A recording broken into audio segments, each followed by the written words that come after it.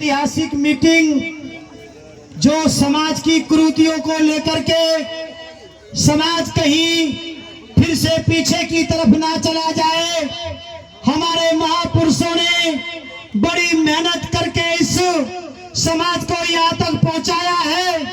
कहीं ये समाज फिर से पीछे की तरफ ना चला जाए, उसको यहीं पे रोक करके और आगे बढ़ाने के प्रयास के लिए आप लोगों ने जो ये कार्यक्रम आयोजित किया है, यहाँ पर पूरे जिले से पहुंचे हुए सभी बुद्धिजीवी साथियों, पंच पटेलों, आप सभी को जय प्रकाश अपनी तरफ से जय भीम का उद्घोष करता है।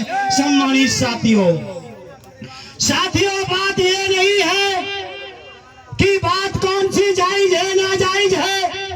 ऐसा भी हो सकता है कि कोई बात किसी हिसाब से जायज हो, किसी दूसरे के हिसाब से नाजायज हो।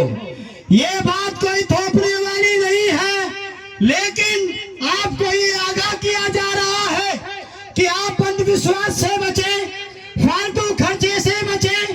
अगर आप लोगों को ये सरकार जो मनोवादी सोच के लोग फिर से तुम्हारे मोहल्लों में ये दारू का ठेका खोल करके ये तुमको फिर से बर्बाद करना चाहते हैं, तो समाज के शुभचिंतक आप लोग को फिर से बचाना चाहते हैं। इसके लिए आपके लिए सम्मानित साथियों ये यहाँ पे कार्यक्रम आयोजित किया गया है।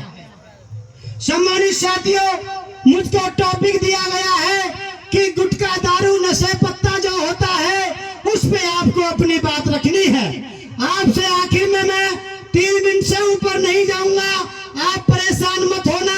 1 मिनट मैंने आपकी ले ली है, 2 मिनट और लूंगा।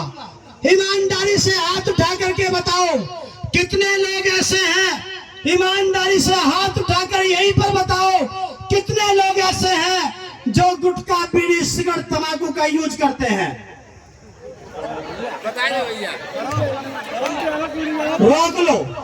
अब वो हाथ उठाओ, सुनो, अब वो लोग हाथ उठाओ जो आज इस बात का प्रण करते हैं कि इससे पहले हम इन नशीली चीजों का प्रयोग करते थे। दारू, बीड़ी, सिगरेट, तंबाकू, गुटखा, इनका हम प्रयोग करते थे और आज हम बाबा साहब की, भगवान बुद्ध की, महापुरुषों की कसम खाते हैं आज के बाद उन चीजों का प्रयोग नहीं करेंगे। वो लोग हाथ उठा के दिखाओ मुझे। याद रखना, तुम्हें कोई घर पे देखने नहीं आएगा, लेकिन मैं आपसे पूछना चाहता हूँ इसका नुकसान क्या है। मैं ये बात बता के बात को समाप्त करना चाहता हूँ। अगर आप गुटखा खाते हुए, दारू पीते हुए, इस प्रकार का नशा करते हुए शादी होती है और आप बच्चा पैदा करते हो, तो उसका अंश तुम्हारे बच्चे के अंदर जरूर जाता है। मैं गलत बोल रहा हूं तो मुझे बताओ।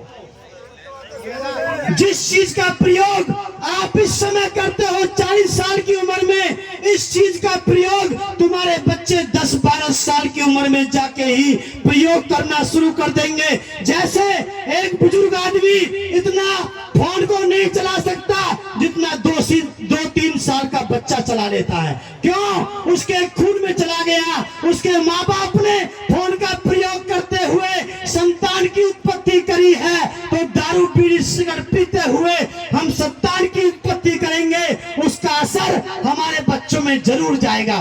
तुम्हारे मुंह के अंदर गुटखा फंसा हुआ है, बीड़ी पीते हो, फिर भी तुम ये कहते हो अपनी घरवाली से कि मुझसे तुम अच्छे बात करो, तो क्या कहेगी आपकी पत्नी? थोड़ा दूर हट के बात करो, तुम्हारे मुंह से बदबू आती है। अगर ये हमारी माताएं, बहन, बेटियां अगर ये दूर बीड़ी, सिगरेट, तंबाकू, गुटखे का प्रयोग करेंगी तो क्या तुम स्वीकार कर सकते हो? तो इनकी भी तो ड्यूटी बनती है कि तुम्हारा मुंह साफ रहना चाहिए, तुम्हारे दांत साफ रहने चाहिए, तुम्हारे कपड़े साफ रहने चाहिए, तुम दारू नहीं पीने चाहिए। इनकी भी ड्यूटी बनती है, इनका भी अधिकार है। और आखिर में एक बात कह के समाप्त करता हूँ।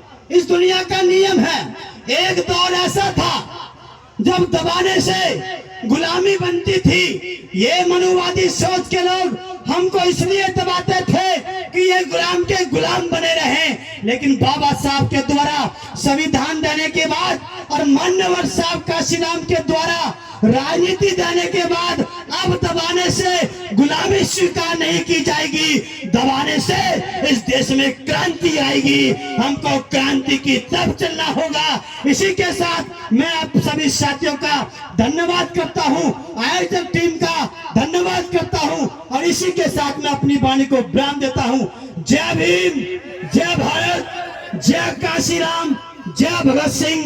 धन्यवाद। बहुत धन्यवाद डॉक्टर